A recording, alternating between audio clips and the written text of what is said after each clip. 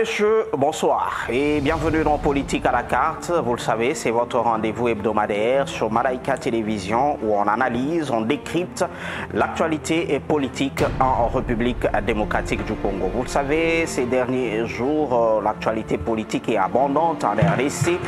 On parle du Sénat, le Sénat qui doit élire son bureau définitif.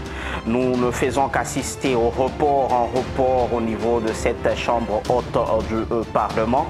Qu'en est-il exactement? Est-ce que cela dénote que l'Union sacrée, cette grande machine politique à la tête de ce pays, est au bord de l'implosion?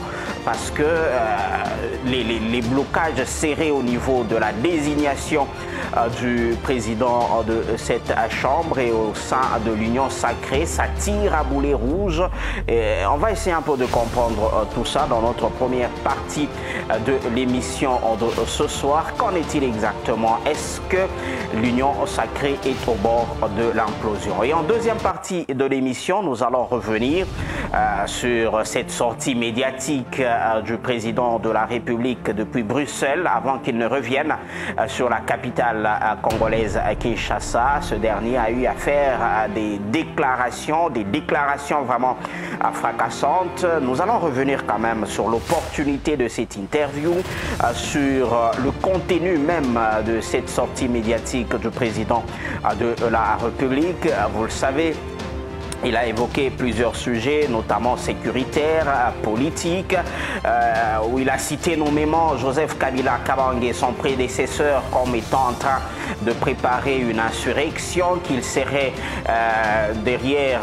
Là, c'est moi qui mets le conditionnel. Le chef de l'État n'a pas mis de conditionnel. Il a dit qu'il est derrière AFC de Corneille Nangaa. Voilà, nous allons essayer un peu de comprendre tout cela. Et pour en parler, vous le savez, chaque semaine, je reçois la majorité et l'opposition sur ce plateau de Politique à la carte. Aujourd'hui, à ma gauche, je suis en train de recevoir Alain Camille, un habitué de Politique à la carte. Il est au cadre de ADEFAT, parti de la majorité au pouvoir. Bonsoir et bienvenue dans Politique à la carte. Bonsoir, monsieur Narcisse. Bonsoir à mes chers compatriotes que je porte à cœur. Et je crois, je suis sûr que 2 et 2 font 4 qui vont devoir nous prêter une oreille sympathique et très attentive pour ce partage hautement républicain que nous allons offrir à nos compatriotes. Et également, bonsoir à mon co-débatteur de ce soir. Pour la nation, nous nous engageons, je crois bien, à dire les choses clairement et avec élégance telles qu'elles se décrivent. Et nous allons devoir, le long de cette émission, amener la lumière là où l'obscurantisme semble ériger domicile. Très bien. En face de vous, un autre habitué de Politique à la carte, Denis Belessi, au cadre de SID, de Martin Fayoulou au Madidi. Bonsoir et bienvenue. Bonsoir. La RDC est notre don approprié que Dieu nous a légué par nos colonisateurs et nos aïeux-parents. Nous devons quand même le protéger avec amour et intérêt général. C'est pourquoi nous sommes venus nous débattre ce soir et faire voir aux gens qu'est-ce qu'est la politique et le rôle de la politique pour le moment dans notre pays. Voilà, très bien.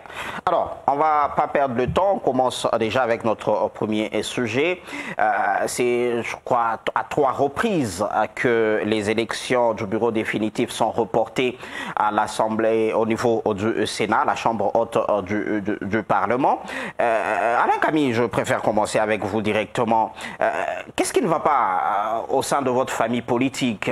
On ne s'entend toujours pas, de report en report, et dans l'entretemps, c'est toute une institution qui est bloquée, qui ne sait pas avancer, parce qu'il faut l'élection du bureau définitif pour que, voilà, que cette chambre soit opérationnelle à 100%. Dans notre famille politique, il y a une quiétude séraphanique, il y a une paix angélique qui règne au-delà de la vitalité démocratique, que certains pensent que c'est du désordre qui règne au sein de l'Union sacrée, oubliant que l'Union sacrée est le berceau même de la consolidation de la démocratie prônée par le chef de l'État. Au sein de l'Union sacrée, on ne jugule pas les pensées de quiconque, on ne jugule pas les ambitions politiques de tout un chacun. Au sein de l'Union sacrée, on trouve que c'est très légitime que chaque partie prenante puisse montrer clairement ses ambitions politiques et au choc d'idées et dans de joutes oratoires, on peut, comme une famille, nous mettre d'accord et parler, nous dire des choses clairement. Vous dire des choses clairement, quitte à bloquer toute une institution, ça ne vous dérange pas, c'est normal. Il est vrai qu'on dit mieux vaut tard que jamais.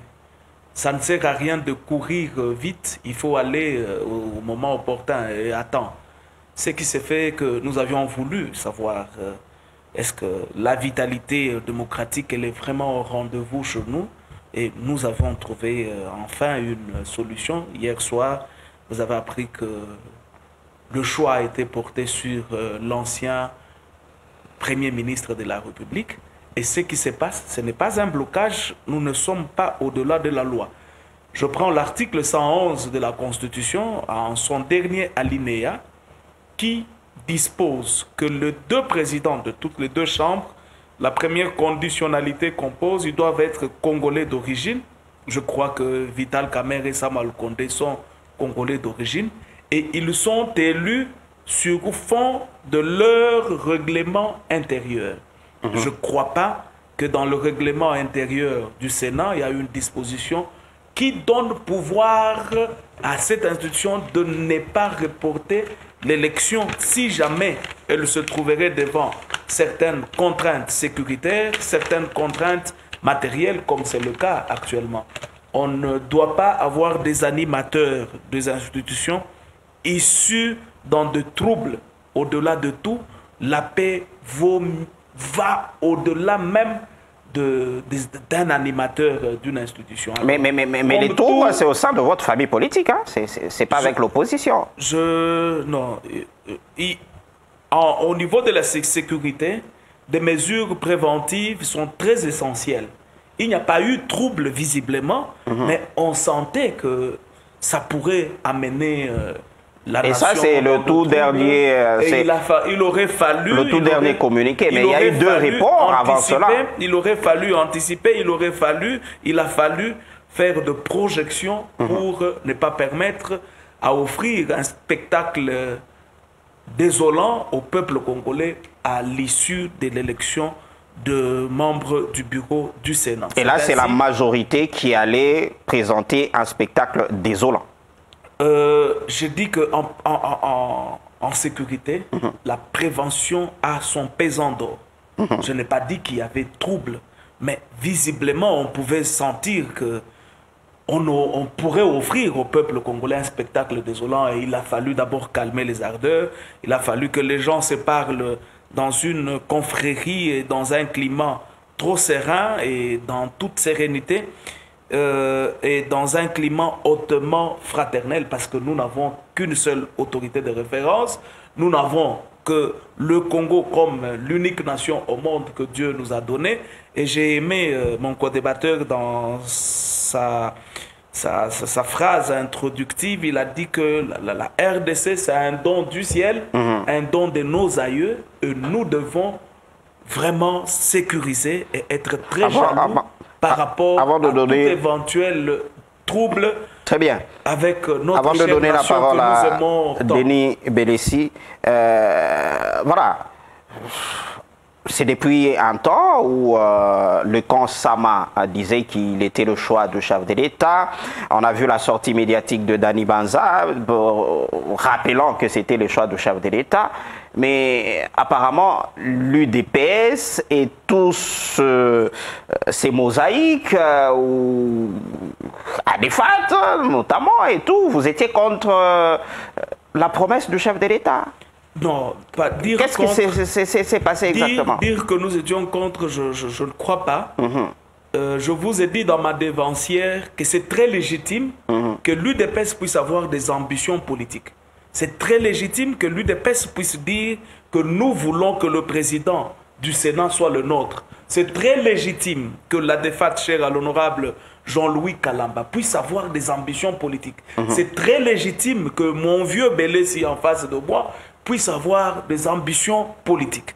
Alors, face à cette liberté de penser, face à cette liberté d'opinion qui a semblé diverger parce que chacun avait cette ambition, il a fallu qu'on se mette ensemble comme des frères.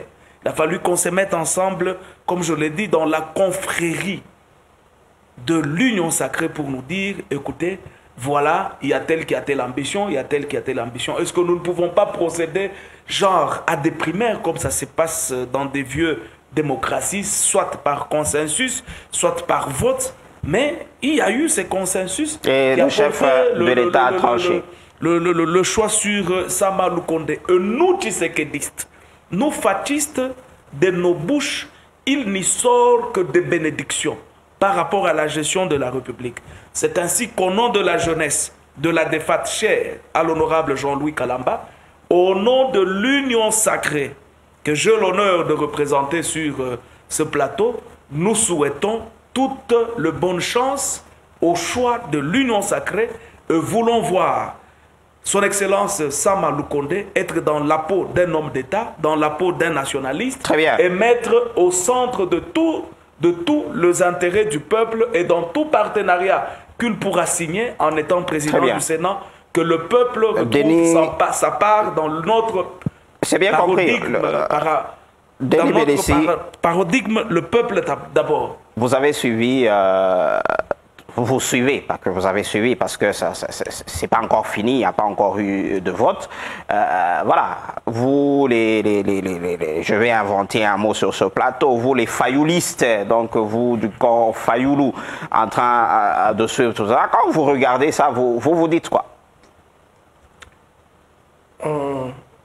Je m'en moque. Moi d'abord, personnellement, j'ai dit, beaucoup de gens comme ça, mal structurés. Tout ça, c'est la conséquence d'une mauvaise structure organisationnelle. C'est-à-dire, même IDPS, même Union Sacrée ne savent pas pourquoi ils étaient partis aux élections et ils étaient partis comment. Félix n'était pas le candidat de l'IDPS, mais il est membre effectif de l'IDPS.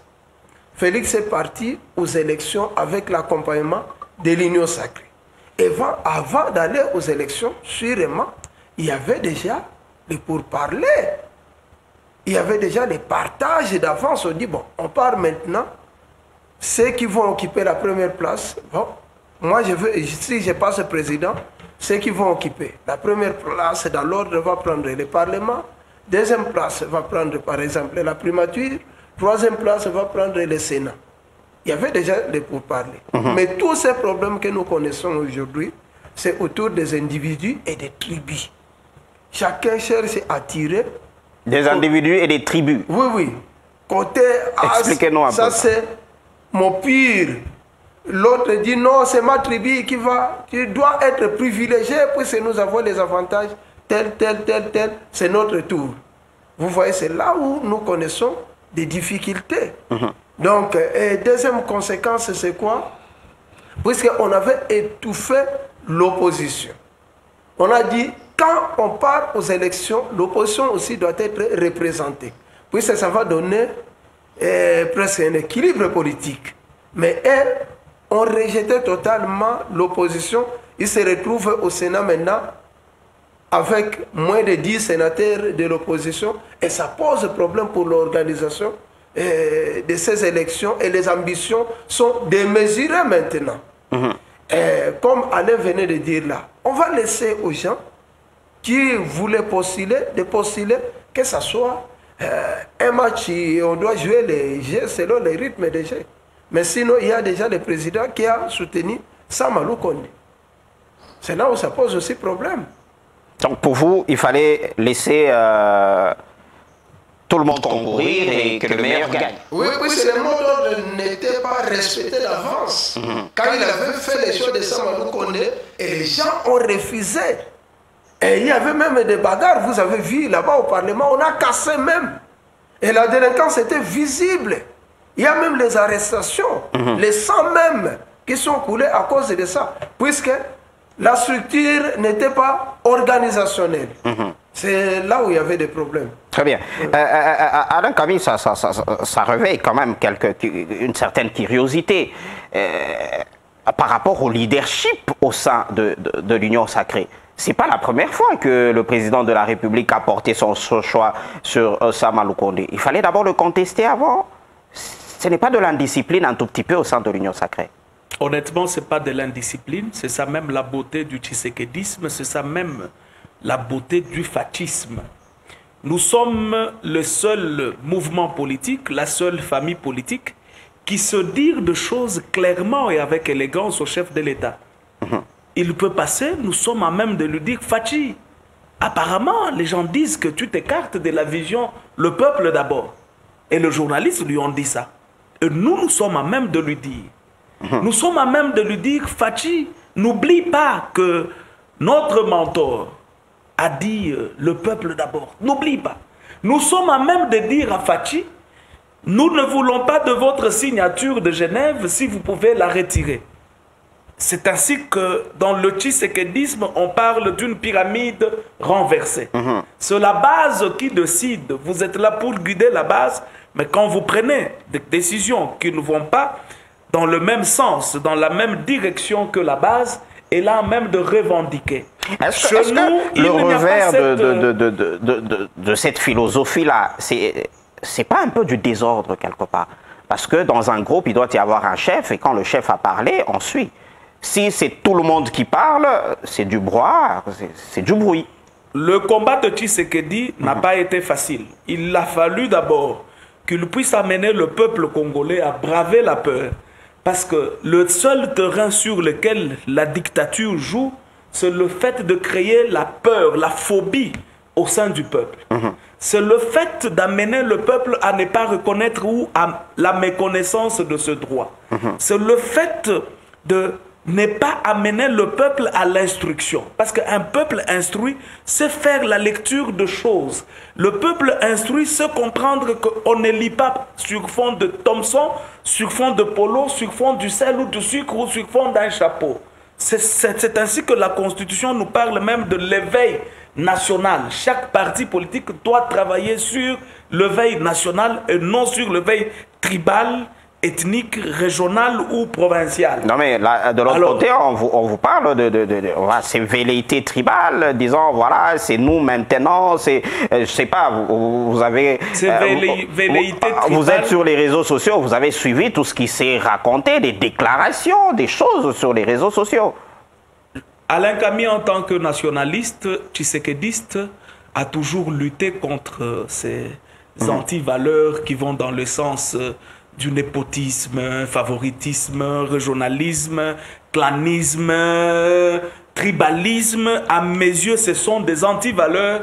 Et chaque fois que j'ai l'occasion de m'adresser à la jeunesse, cette frange majoritairement et socialement très importante de notre chère nation, je supplie toujours à la jeunesse de ne pas tomber dans ces anti-valeurs.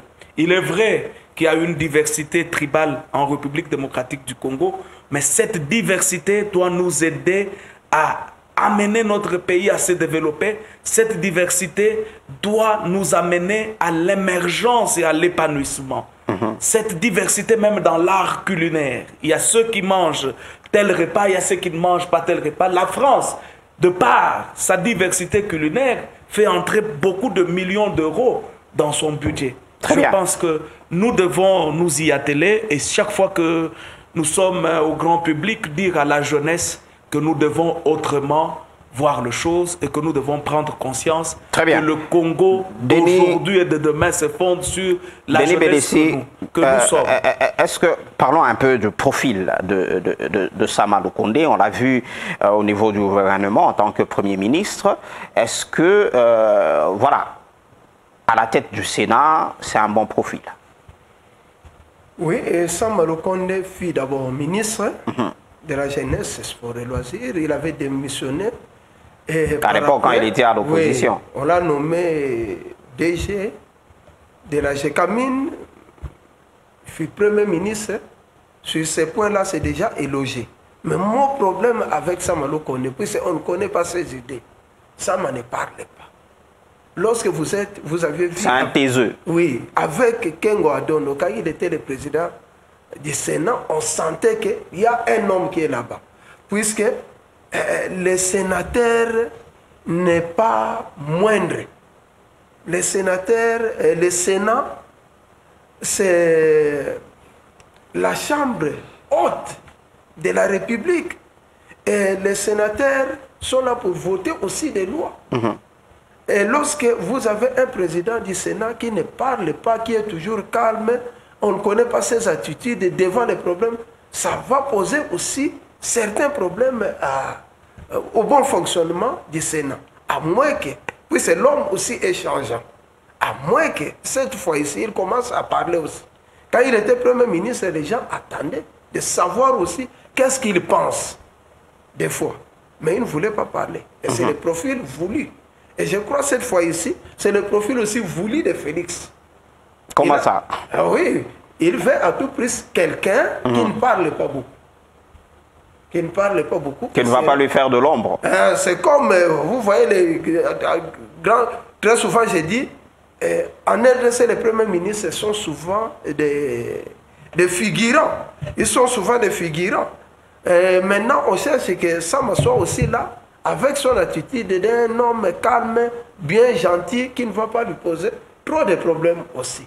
Je crois, pour Félix, il pense que c'est très bien. C'est un bon monsieur qui n'amène pas aussi réellement des problèmes à l'État congolais comme les autres. Voilà. Alain Camille, par rapport au profil de Sama Lukonde aujourd'hui, voilà, un peu comme on le dit, est-ce que c'est parce que le chef de l'État se dit, avec toutes ces autres têtes-là, les nonagénaires à Munkamba et tous les autres, c'est vraiment des électrons libres. Il faut quelqu'un comme Sama qui sait facilement s'effacer, qui ne va pas faire de l'ombre au chef de l'État. Souffrait que je puisse rebondir sur le propos de mon co-débatteur qui dit qu'en République démocratique du Congo, généralement, le Premier ministre sont figurants. Je vois le monde à l'envers. Nous sommes dans un régime semi-présidentiel et normalement, dans un régime semi-présidentiel, le vrai centre névralgique du pouvoir, c'est le Premier ministre. Mais ça, c'est sur les papiers. Mais est-ce que dans les faits, ça se vérifie? En réalité, même au niveau du Parlement, le Premier ministre est responsable. Ce n'est pas le chef de l'État. L'opposition, si elle était vraiment en train de jouer bien et amplement son rôle, elle ne devrait pas trop critiquer Tshisekedi, elle devrait beaucoup plus critiquer l'action gouvernementale. Voilà qu'elle a perdu toute la pédale, elle est dans une incommunicabilité semblable à la scène vécue lors de la tentative de la construction de la tour de Babel. Chacun a son langage et voilà, on vous dit non, le chef de l'État n'aime pas quelqu'un qui sait lui faire, qui ne pourra pas lui faire ombrage. Mais écoutez, Sama en tant que Premier ministre a trouvé le budget qui était à 4 milliards de dollars et il l'a ramené à 16 milliards de dollars. C'est une prouesse. Imaginaire. C'est une prouesse. Même le soi-disant budget de 4 milliards de dollars, chaque fois qu'on faisait le bilan, c'était toujours un bilan déficitaire. Jamais on n'atteignait le 4 milliards de dollars. Mais sous Sama et sous l'impulsion du chef de l'État Félix Antoine Tshisekedi, il y a eu des avancées très positives. Il y a eu un budget colossal, bien que n'étant toujours pas aux attentes, à la hauteur des attentes du peuple congolais, mais il y a eu quand même un pas vers l'idéal que nous nous sommes fixés, celui de voir le bien-être du peuple congolais être une évidence et une réalité. C'est ainsi que je dis, Sama, c'est le choix. Honnêtement, à le voir, je l'ai toujours vu comme un nationaliste. Moi, j'ai toujours voulu que tout celui qui pourra être à la tête de l'une de nos institutions soit d'abord nationaliste, soit celui-là qui doit se dire qu'en tant que chef, en réalité, on est esclave du peuple. Devenir chef n'est pas un privilège. Et ça m'a réuni toutes ces qualités dont vous énumérez? Je pense que si il ne les a pas totalement, mais quand même, il en a en partie. parce qu'il est humain, il n'est pas dépourvu des imperfections, ça nous devons le reconnaître. Je crois bien qu'il doit entrer dans sa peau d'un nationaliste, il doit entrer dans la peau de ce président du Sénat qui va devoir favoriser le vote de lois qui peuvent aller dans le sens soit de soutenir beaucoup plus l'entrepreneuriat des jeunes, de soutenir l'autonomisation de la femme congolaise, de lois qui doivent amener l'émergence et le réveil du géant Congo que nous aimons et que nous portons toujours à cœur, j'ai dit. Très bien. Alors, une petite question pour finir. On va prendre le tout dernier, enfin le deuxième sujet. Est-ce que, aujourd'hui, parce que constitutionnellement, en cas de vacances de pouvoir au niveau de la présidence, c'est d'office le président du Sénat qui prend le relais en attendant l'organisation des élections dans les 90 jours, je pense. Est-ce que, voilà, on n'est pas en train de voir déjà 2028, Sama, dauphin de Félix Tshisekedi? Le dauphinat, je pense que ça implique beaucoup de subjectivité au stade actuel. Et devenir dauphin du chef de l'État, on ne le devient pas parce que le chef d'État a porté son choix sur vous. Et vous devez convaincre le peuple. Chadari, on nous l'a présenté ici comme dauphin du sénateur à vie. C'était le choix du Raïssi, mais le peuple ne voyait pas en Chadari un homme d'État qui avait des valeurs qui pouvait lui permettre d'être président de la République. C'est là que j'ai dit, dans tout acte que nous posons en tant que politique, nous ne devons pas être là à satisfaire des individus. Nous devons satisfaire le peuple. Et cela doit être... ce sont des valeurs basiques. Hein, non, mais le dauphinat implique aussi l'aspect, voilà, relation interpersonnelle entre l'entrant et les sortants. Au-delà de ces relations entrant et sortant, oui, que celui qui se sent comme dauphin doit veiller aussi aux intérêts de la population. Plaisir au peuple par rapport à ses intérêts. Denis Bélissi, par rapport à cette question, est-ce que vous entrevoyez une telle possibilité? Oui, c'est fort possible puisqu'il a nommé et il a fait son choix successivement. DG à la GECAMINE, Premier ministre au Sénat, c'est-à-dire il y a déjà des arrangements dans ces cadres-là, sûrement. Mais ce n'est pas d'impératif, d'impératif, puisque à la dernière minute, vous voyez même les choix de Chadari. Ce n'était pas prévu Chadari. Les gens pensaient que ça sera peut-être Matata Pogno ou bien Aubin Minaku, mais à la dernière minute, c'était Chadari. Donc, c'est dans l'ordre du possible. Et escalader aussi ne veut pas dire que nécessairement vous allez devenir président. Puis c'est Kengo Adono aussi a assuré toutes les fonctions. Mais quand il avait postulé en tant que président de la République, ça n'a pas été. Très bien, voilà, c'est ça aussi politique à la carte, c'est de se projeter voilà, des réflexions dans l'avenir. Nous allons passer à notre deuxième sujet.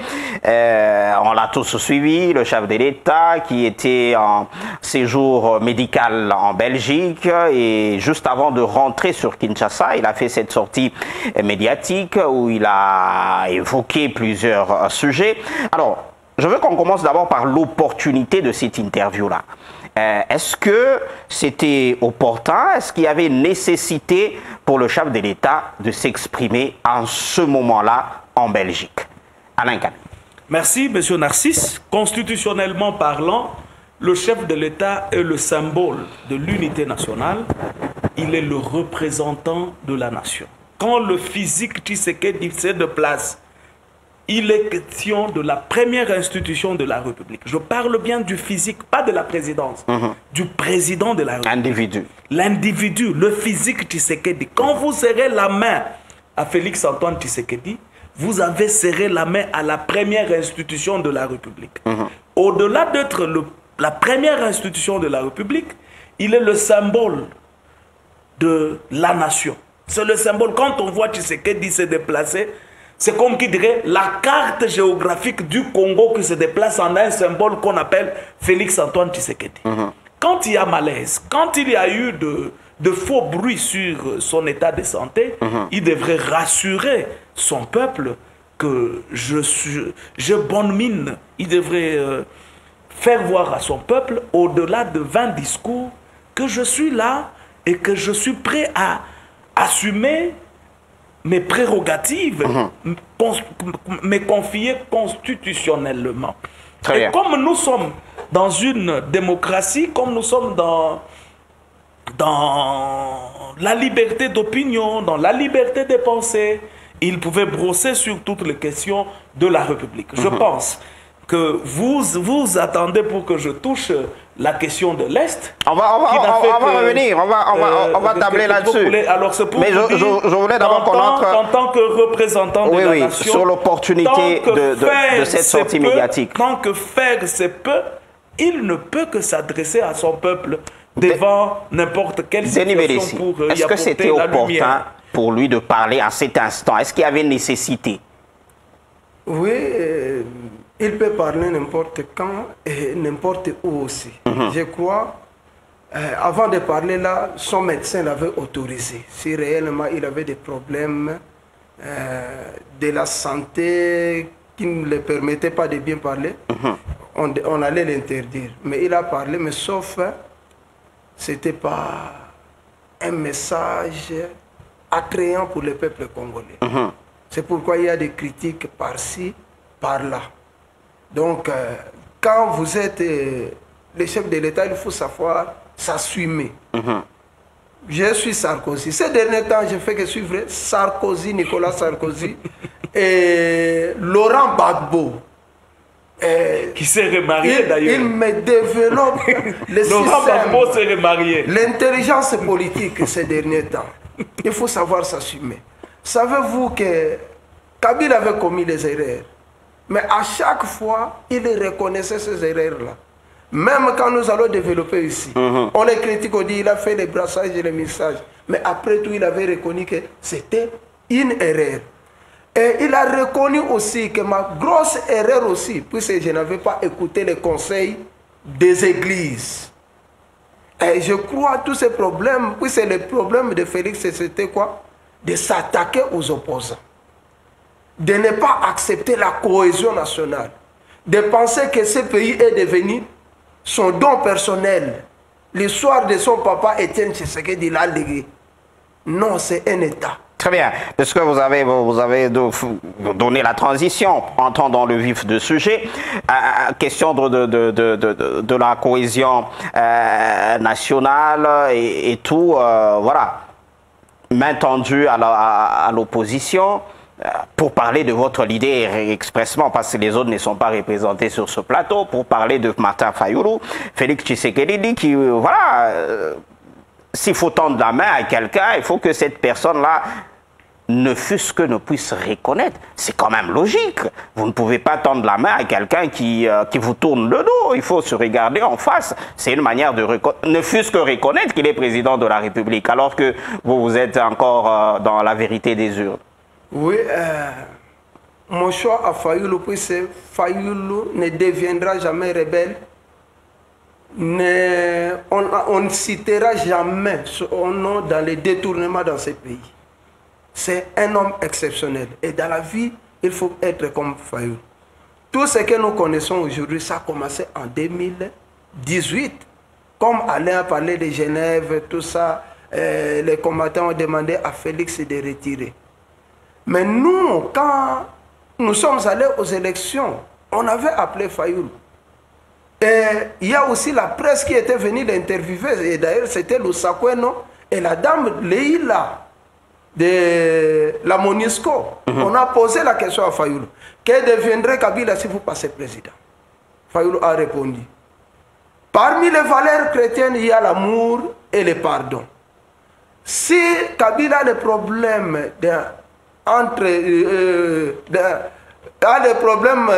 avec une personne entre nous ici, nous allons leur demander de les pardonner. Mais s'il a des problèmes avec la justice congolaise, là la justice va trancher. C'est là où Félix est en train de connaître les difficultés aujourd'hui.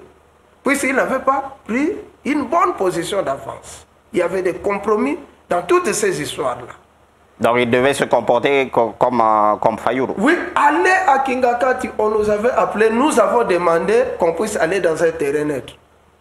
Et Kabila a dit non, Fayulu ne veut pas me respecter, je l'appelle à Kingakati, il le refuse. Et d'ailleurs, Maître Mbouyou avait expliqué ça ici. Et aujourd'hui, ils sont en train de subir les problèmes que nous connaissons aujourd'hui, c'est entre 3 personnes.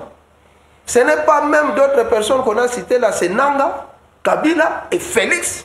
À cause de leur accord qu'ils ont signé aujourd'hui, Nanga se retrouve dans la rébellion. Kabila n'a plus le droit de circuler sur le territoire congolais. Et Félix s'attaque à ces gens-là. Hier, c'était d'abord Kagame. Mais on a cité aussi Fayulu. Oui, mais Fayulu, il a cité Fayulu, bien sûr. Il a cité Fayulu, puis Fayulu a donné sa position par rapport aux élections. Mais maintenant, il y a des prêtres. Je vous ai dit que Kabila, parmi les erreurs qu'il a commises, il a reconnu de ne pas avoir écouté les prêtres. Et les prêtres ont joué encore le même rôle d'aller voir Félix pour lui dire que non, il y a un problème sérieux au pays. Appelez Katumbi, appelez Fayulu, appelez Kabila, vous vous asseyez, vous discutez les problèmes du pays. Et maintenant, la fuite en avance, Félix dit non, Fayulu avait refusé déjà. Oui, Fayulu avait refusé. Mais il y a la médiation. Il y a la médiation des prêtres, comme on avait fait à l'accord de Saint-Sylvestre, comme on avait fait à la conférence nationale souveraine. Ils avaient rédigé des mémorandums et Mobutu avait pris en considération les mémorandums des évêques. C'est comme ça que nous sommes allés à la conférence nationale souveraine. Si on veut bien vous saisir, parce qu'il faut qu'on court derrière les temps, il faut aller rapidement. Oui. S'il faut vous saisir aujourd'hui, le camp Fayulu, vous êtes ouvert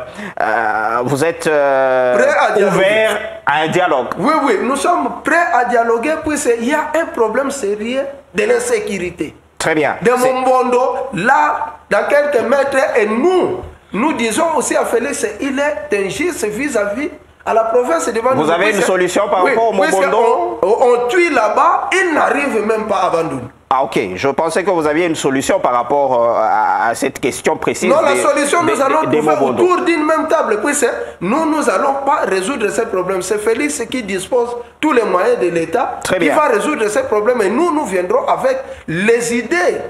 Alain Kami, voilà, s'il faut parler de cette question de cohésion nationale, de tendre la main et tout, est-ce que c'est pas un peu dur, la position du chef de l'État, voilà, ils sont prêts pour dialoguer, pour parler de choses du pays. Mais quand vous les rejetez déjà de loin, sans pour autant même les entendre, c'est pas un peu radical comme position? Mon vieux est en contradiction parfaite avec son leader. Non. Lors du discours d'investiture, de la première investiture du chef de l'État, publiquement, au vu et au su de tout le monde, il a tendu sa main à Fayulu, il a ouvert ses bras d'amour à Fayulu. Mais Fayulu, au départ, a un problème de méconnaître l'élection du chef de l'État. Comment aujourd'hui ils se sentent dans une position de faiblesse pour dire que nous voulons négocier avec Tshisekedi qui détient le moyen de l'État? Donc, ça veut dire qu'aujourd'hui, vous reconnaissez que Tshisekedi est élu et qu'il détient le moyen de l'État. C'est dégueulasse. Et c'est vraiment malsain de votre part d'avoir amené toute cette frange de la population qui croyait en vous dans ce désastre. Et aujourd'hui, vous rebondissez pour dire, écoutez, Tshisekedi, est-ce que vous pouvez nous recevoir avec... par le biais de prélats catholiques pour qu'on négocie. Cette inconstance politique ne vous amènera nulle part et elle va vous servir à peu de choses. Parmi les valeurs républicaines et politiques d'un homme d'État, c'est la constance dans la prise de ses positions politiques. Par rapport à cette... question de Kabila, Tshisekedi, Fayulu, Nanga. Alors on ne parle que de Fayulu d'abord. Il y a Katumbi qu'on a qualifié de borderline. Bon, Katumbi, borderline, tout ça. Ici, qui frise un peu de l'insulte. Non, je vais toucher à borderline. Il ne s'agit pas ici d'un conflit entre Adefat et Sidé. Il ne s'agit pas d'un conflit entre UDPS et le PPRD. Il s'agit de la nation qui est en guerre. Il s'agit de 12 millions de Congolais tués. Le Gabon comme pays n'a que 1,8 million comme habitants. Alors qu'à l'Est seulement, on compte déjà de 12 millions. On compte déjà 12 millions. Et Félix n'a pas utilisé le conditionnel. J'ai aimé votre dévancière. Il a dit qu'en ce jour, le vrai Nanga, c'est Kabila. Et ça a excité vivement notre curiosité pour essayer de voir plus loin que l'on est en nous posant certaines petites questions. Kabila a-t-il été une fois rebelle dans sa vie? Nous disons oui. A-t-il changé ou bien nous a-t-il donné déjà des signes qu'il ne peut plus revenir dans sa nature de rebelle? Ce sont des questions que nous nous posons parce que on semble dire que chasser le naturel revient au galop. Donc comme cela est évidemment lié à sa nature, nous pouvons avoir un peu de confiance dans ce que le chef de l'État dit. Parce que Kabila l'a fait une fois. Est-ce qu'à ce point-là, il n'y a pas contradiction dans l'approche? Il vient de se passer un procès contre Nanga et ses complices. Oui. Si Joseph Kabila, c'est AFC, pourquoi il n'était pas à la barre des accusés? J'aime la manière que fonctionne notre pays. Si vous voyez le maire de la ville, chaque matin avant de quitter son lit, ou bien avant d'arriver dans son bureau, il a la situation sécuritaire de toute la ville. Telle commune appelle. Dans ma commune, il y a eu un climat relativement calme. Telle commune appelle. Chez moi, il y a eu de bandits qui ont fait incursion dans tel non mais quartier. Là, vous ne répondez pas à ma question. Je dis pourquoi le sénateur à vue n'était pas sur le bord des accusés parce qu'on a jugé Nanga. C'est ainsi qu'on va, il a dit dans son speech, dans son interview, que nous allons sortir le cadavre du placard. Nous allons toucher le passé honteux de tout celui qui a fait couler le sang congolais sur le sol congolais. C'est-à-dire, la justice, ce n'est pas Tshisekedi de donner la ligne de conduite ou la conduite à tenir à la justice. Elle est indépendante, elle ne se conçoit plus à Kingakati, elle ne se conçoit plus le procès à Nanga a été poussé par le gouvernement via le ministre de la Justice et garde de Sceaux. C'est ainsi que nous demandons. C'est une très belle question, une question intelligente. Si Kabila n'était pas cité dans le procès Nanga, ça veut dire que le propos de Tshisekedi constitue une diffamation. Ça veut dire également que ça s'appelle dénonciation calomnieuse.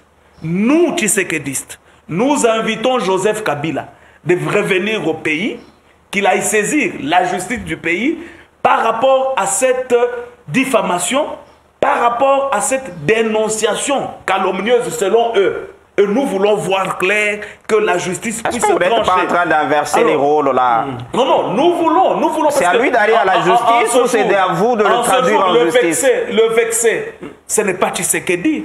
Le vexé, en réalité, c'est Kabila sur qui toute la nation regarde aujourd'hui. Très bien. Avec curiosité pour se dire, tous ces 12 millions de morts à l'Est, Monsieur Kabila, eh bien, c'est toi. As-tu oublié que la Constitution dispose que nous sommes égaux en droit et devoir? On revient à vous. Le temps de donner à Denis Bellissi le temps de sa réplique. C'est une très belle question qui pouvait demander toute une émission, mais bon. Allez-y, votre réplique. Lorsque Alain dit qu'en ce moment, les vexés, c'est Kabila. Non. Si les vexés, c'est Kabila, donc Tshisekedi n'est pas le père de la nation, n'est pas le commandant suprême, n'est pas le juge suprême de cet État. Puisque Kabila tue son peuple, il l'accuse à vide. Il n'a pas dit qu'il accuse. Non, mais à vide.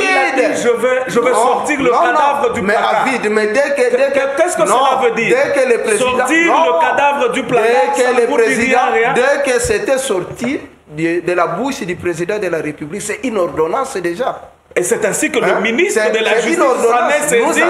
C'est ainsi qu'il s'en est saisi, qu'il a dit qu'il ne va pas, il va aller sans termoiement, s'attaquer à tout celui qui a fait couler le sang congolais. Nous attendons. Et c'est pour vous dire que c'est déjà une ordonnance. S'il vous plaît, laissez-le finir. On va arrêter Kabila. C'est ça que nous sommes en train d'attendre. On ne va pas l'arrêter parce qu'il faut arrêter pour arrêter que la justice. Non, ça ne fait pas longtemps ici, Alain. Et la justice. Non, laisse-moi le temps de parler. S'il vous plaît, s'il vous plaît, laissez-le argumenter. Allez-y, allez-y.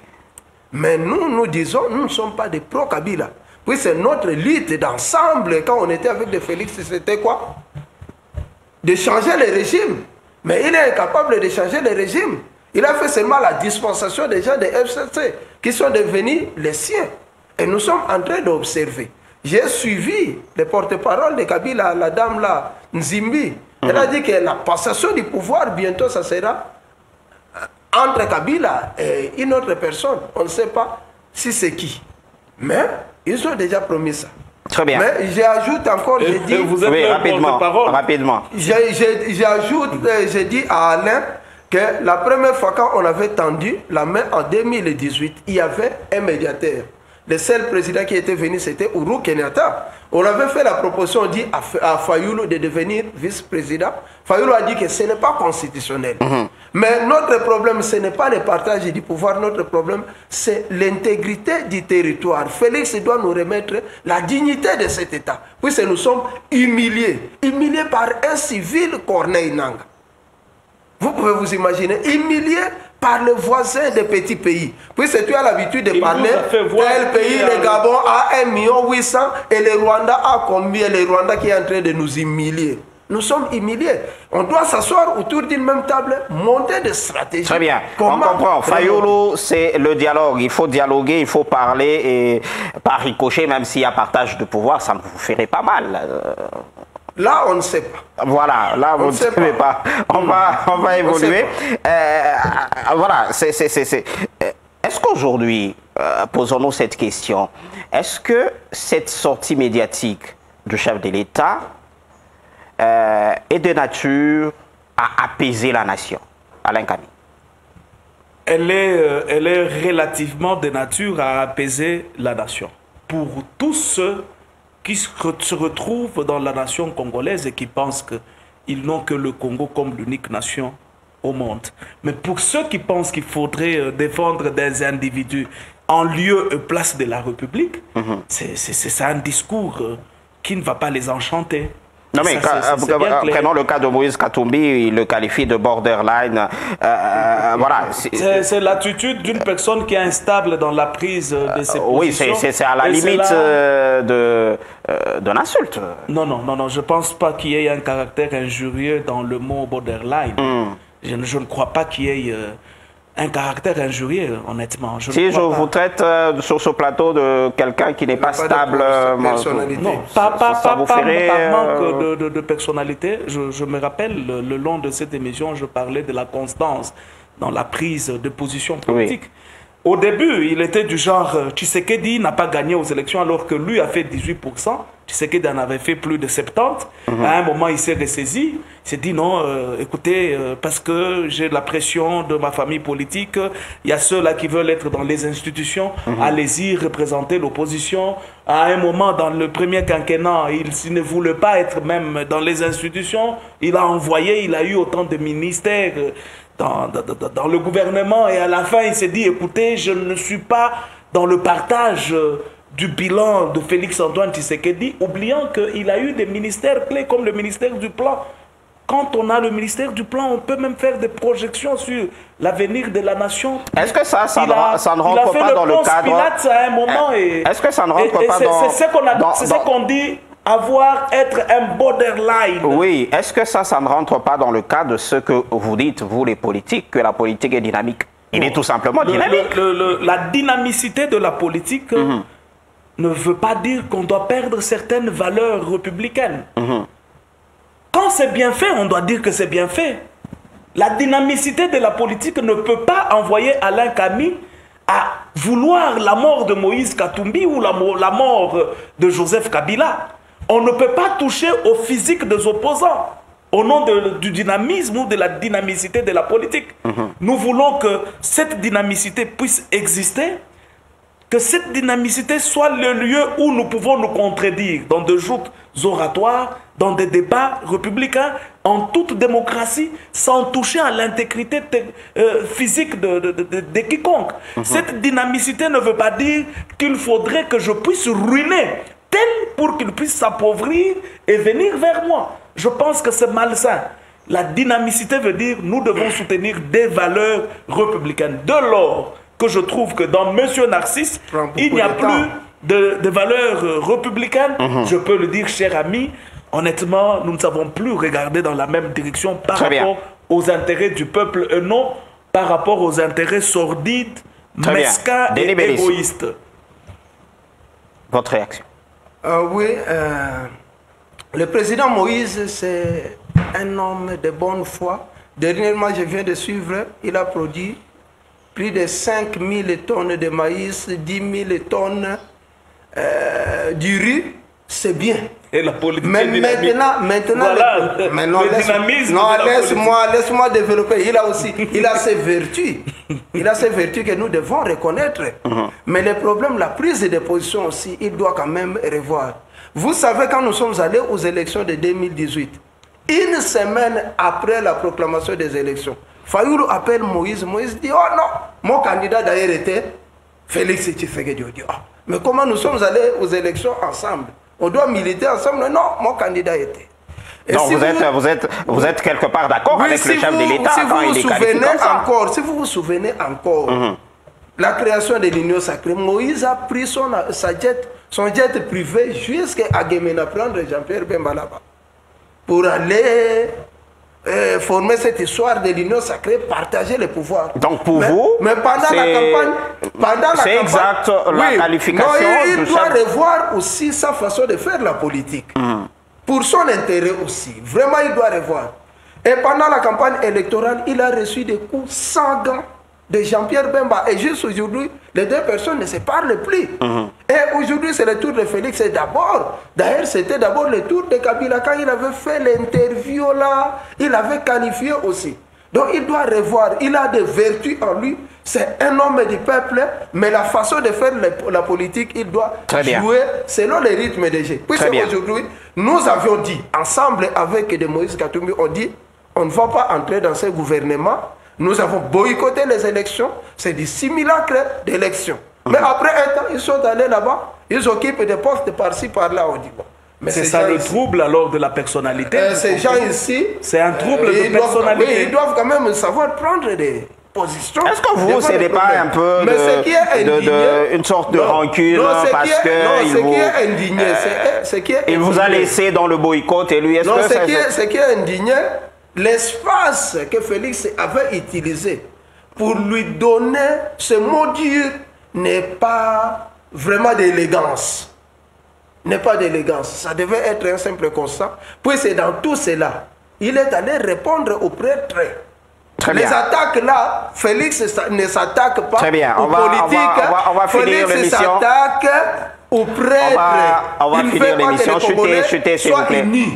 Et Félix ne sera jamais appelé unificateur s'il continue avec cette allure. Voilà. Nous sommes obligés de finir avec l'émission. Nous fait signe qu'on n'a plus de temps. Très rapidement, dans 30 secondes, chacun, vous allez conclure par rapport à l'émission. Vous avez la parole. Concluez. 30 secondes. Oui, le Congo a un problème sérieux pour le moment. L'insécurité. Le problème a un problème sérieux maintenant, l'insécurité alimentaire. Les gens ne mangent pas.